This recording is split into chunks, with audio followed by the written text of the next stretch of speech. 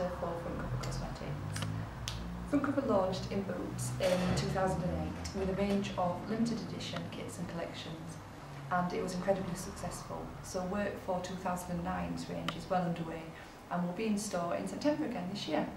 A couple of weeks ago, we invited a selection of friends and fans of FrontCover to the office to brainstorm ideas for the winter collection for 2010.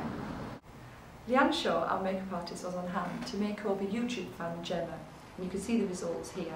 So enjoy! Bye!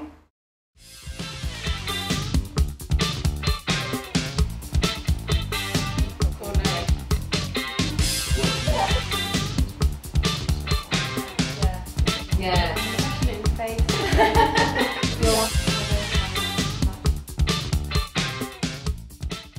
So what we're going to do now is use the Rainbow Eyes palette, which we know all of you have, and we're going to create a new spring-summer look out of it, which we've kind of storyboarded here, and we've been inspired by Gucci's spring-summer catwalk look, which is really clear and all about cool aquas and electric blues, and we're going to make it really wearable. Yeah, and soften it down quite a lot, so it's more of a summer feel to it rather than, because obviously there's quite heavy.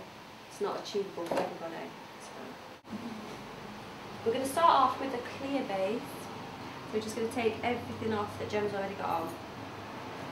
Might take a little while. So just bear with us. So I usually, when I do myself, I just use moisturiser all over, but because Gemma's got combination skin, I'm going to use normal moisturiser around the cheek area, and then a moisturiser for oily skin, just around T-zone. It helps the foundation stay on. You always do need to wear a moisturiser before you wear foundation. Just sort of gets rid of any dry spots and things, helps your foundation go on easier. Usually it's quite a good idea when you put your moisturiser on to leave about 10-15 minutes before you start applying the foundation, because otherwise your foundation tends to just slide off.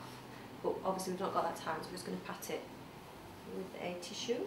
So if you are in a rush, you can do this. Now a lot of people when they're looking for foundations tend to like try it on the their hands. Yeah, side of your face there. And go out into daylight as well, because in shops it's artificial light, so you can't really get an idea of if it is the right colour for you. Right, we're going to apply the foundation. Usually start off on the forehead and work down. And generally it's a good idea when you are working to sort of work downwards, because you've got tiny hairs on your face that tend to sort of stick up, and it can make your skin look patchy. What I'm going to do is apply the foundation. I'm going to leave the eye area, because we're doing quite a heavy eye, it can tend to flake the powder and then sort of make your foundation really messy. So if you leave it sort of bare, you could just wipe away anything that falls down. Now I'm using this brush, which I absolutely love, but your fingers are just as good. Use your fingers or sponge. Don't worry about any sort of blemishes.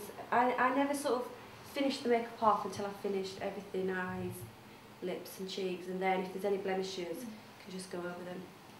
When you're sort of finishing off around the, your jawline, just make sure you have really blended your foundation well. Because I think that's a telltale sign around there if you've got foundation on. So once we've done that, we're going to put a little bit of foundation on the eyelids to act as a base. And what I do is I use a shade slightly lighter than what I put on the rest of the face. It lifts the eye area. So with this look that Shaw's chosen, as I say, it's going to be quite a softer look than the one there. Obviously that's for a catwalk, but you can take inspiration from it, and each person can sort of work it to their eyes, their eye colour, and how they like to wear their eyeshadow. The key thing to do as well is, because this look is so intense on the eyes, is to leave everything else quite natural. Put a little bit of colour in your cheeks, but nothing too much. So we're going to use 3 sort of key colours out of the Rainbow Eye kit, which is the French Blue, the Riviera and the True Blue. I'm going to use the highlighter too. And obviously you can mix and match with anything else you've got at home, like a black eyeliner, anything, just to change the depth of it. As you can see, I've left under the eyes, so she might look a little bit strange at the minute. It tends to sort of emphasise the darkness under your eyes, but once the whole look's done, it creates a really nice cleaner look. I'm also going to use a bit of tissue as well, which will catch any of the falling shadow as well. So we're going to take the French blue and we're going to pat it on the eyelid right up into this inner crease here. The reason I pat it is because I don't know whether you know when you put your eyeshadow on, if you sort of brush it, you flick in. Flick bits everywhere, yeah. So you just pat it on, and then you can use a clean brush to blend it.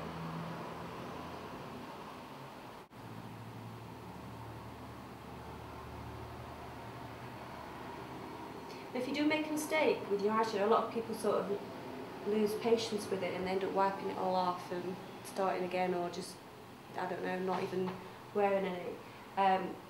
If you get a cotton bud, dip it into your foundation. As you're wiping the shadow away, it actually is replacing the foundation as well. I've done 2 sort of coats of this eyeshadow, I've patted it on. So then what we're going to do is just blend the edges upwards, up into the inner eye corner, and just, if you just open your eyes, just slightly out. We don't really want to create a strong shape with this look particularly, so you can bring it out a little bit but not too far. You want to leave this brow area just bare, and we'll pop a little bit of highlighter on when we finish the look.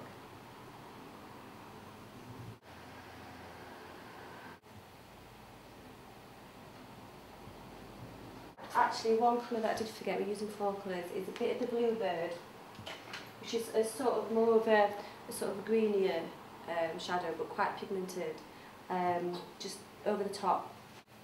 And what this is quite nice, it just takes away from the harshness of the blue for a softer summery look. And it really works with Gemma's eyes, because she's got lovely green eyes, so it's nice to just put a touch of that, of the aqua into it. So as you apply it, don't try to keep within the inner crease of the eye.